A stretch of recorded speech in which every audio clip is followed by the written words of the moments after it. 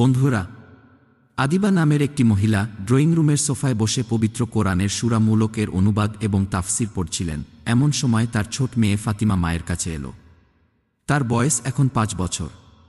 মায়ের কাছে এসেই ফাতিমা মাকে জিজ্ঞাসা করল, আম্মু দেখো, আমি হিজাব পরেছি, দেখো তো তোমার মতো হয়েছে কিনা। মেয়ের প্রশ্ন শুনে আদিবা মেয়ের দিকে তাকালেন।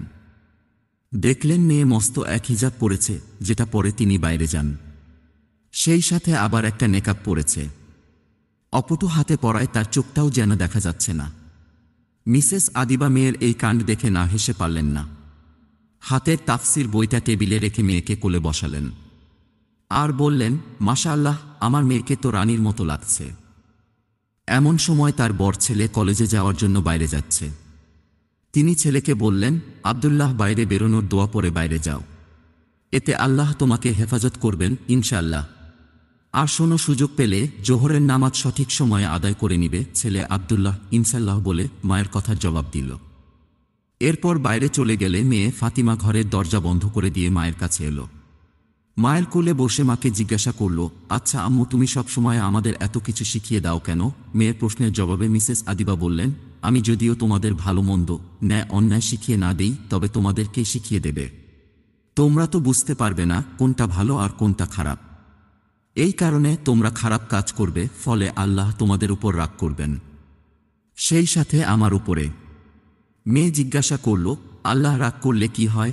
মিসেস আদিবা বললেন, আল্লাহ রাগ করলে আল্লাহ অনেক শাস্তি দেন, তবে আমরা যদি ভালো কাজ করি তবে আল্লাহ আমাদের সবাইকে অনেক ভালোবাসবে, অনেক চকলেট দিবে, অনেক ভালোবাসবে, বুঝলে? মায়ের উত্তরে মেয়ে খুশি হয়ে গেল। খুশি হয়ে মাকে বলল, তাহলে আমরা সবসময় ভালোভাবে থাকব। মিসেস আদিবা ইনশাআল্লাহ বলে মেয়ের কথা সমর্থন করলেন। এরপর ফাতিমা নিজের খেলার ঘরের দৌড়ে চলে গেল। মিসেস আদিবা এবার একটা গভীর চিন্তায় নিমগ্ন হলেন। নিজের মনে বলতে লাগল, আসলেই তো, একজন মানুষকে সঠিক পথ প্রদর্শনের ক্ষেত্রে মা বাবার অনেক ভূমিকা থাকে। এইসব দায়িত্ব যথাযথভাবে পালন করলে সন্তান দিন, আখলাক, জ্ঞান ও মানে প্রকৃত মানুষ হয়ে গড়ে উঠবে। ইসলামিক কাহিনী, ইসলামিক গল্প, এইসব কথা ভাবতে ভাবতেই তিনি চলে গেলেন নিজের শৈশবের স্মৃতির পাতায়। উনার বয়স যখন 4-5, তখন উনার মা উনারকে নাচের স্কুলে ভর্তি করিয়ে দেন, কারণ উনার মায়ের মাঝে নাচের প্রতি একটা সুপ্ত ভালোবাসা ছিল। সেই সাথে বাবা তাকে ভর্তি করলেন গানের স্কুলে। নাচ গান নয়ে ব্যস্ত থেকে কেটে গেল ওনার শৈশব।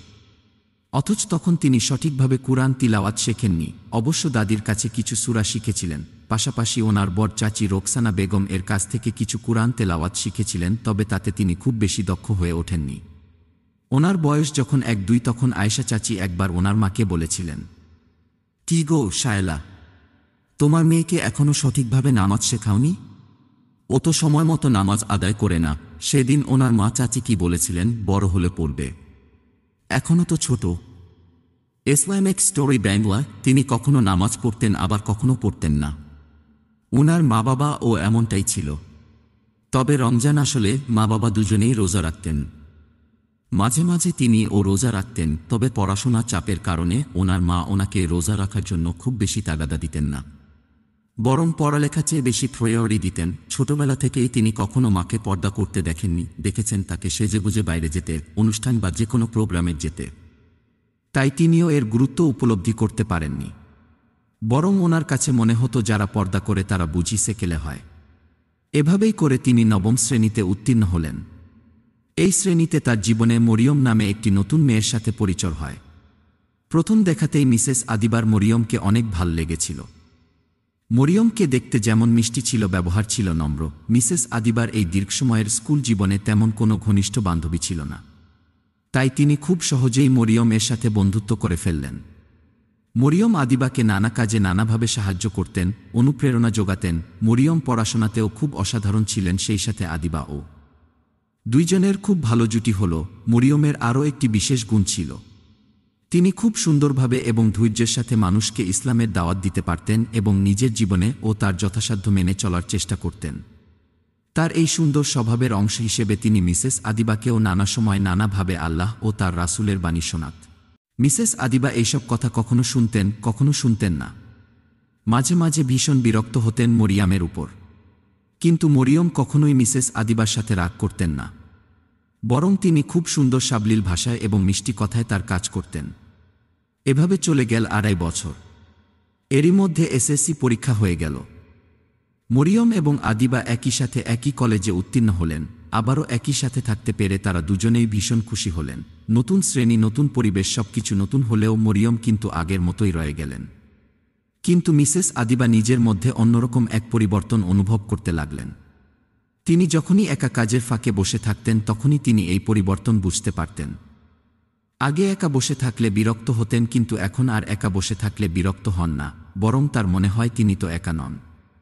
তার মহান রব যিনি তাকে সৃষ্টি করেছেন তিনি তো সবসময় তাকে দেখছেন, তার মনের না বলা কথাগুলো শুনতে পাচ্ছেন। তিনি তখন আকাশের দিকে তাকিয়ে থাকতেন আর ভাবতেন কত সুন্দর তার মহান রবের সৃষ্টি। মাঝে মাঝে তার 2 চোখ অশ্রুসিক্ত হয়ে পড়ত। তিনি বুঝতে পারতেন না কেন তিনি কাঁদছেন। কলেজের সিঁড়ি পেরিয়ে বিশ্ববিদ্যালয়ের বড় উঠোনে তারা পদার্পণ করলেন, কিন্তু তখন মরিয়ম এবং আদিবা আর একসাথে ছিলেন না।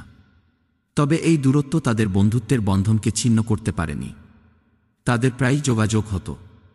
তখন মিসেস আদিবা চট্টগ্রাম বিশ্ববিদ্যালয়ে ইংরেজি অনার্স 3য় বর্ষের শিক্ষার্থী।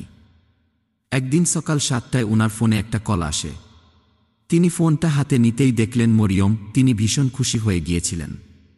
তিনি মরিয়মকে বেশ কয়েকদিন ধরে ফোন করতে চাইছিলেন, কিন্তু সুযোগ হচ্ছিল না। তাই এখন মরিয়মের ফোন দেখে বিলম্ব না করে কলটা রিসিভ করলেন। রিসিভ করা মাত্রই অপর প্রান্ত থেকে মরিয়মের আম্মার কান্না ভরা কণ্ঠ শুনতে পেলেন। তিনি বলছিলেন, আমার মরিয়ম আর নেই। আজ সকাল 6টায় হঠাৎ করেই মরিয়ম চলে গেছে না ফেরার দেশে। খবরটা শুনে আদিবা প্রায় আধ ঘন্টা বাকরুদ্ধ ছিলেন, কথা বলতে পারছিলেন না। কিভাবে সম্ভব এটা? পরক্ষণেই তিনি চিন্তা করলেন, এটাই তো বাস্তবতা। তিনি তো এইমাত্র বললেন, ইন্নালিল্লাহি ওয়া ইন্না ইলাইহি রাজিউন। আমরা আল্লাহর কাছ থেকে এসেছে এবং তার কাছেই ফিরে যাব। কেউ আগে, আবার কেউ পরে। কেউ আল্লাহর প্রতি ঈমান ও ভালোবাসার উপর, আবার কেউ পৃথিবী ত্যাগ করে তার অবাধ্যতার উপর।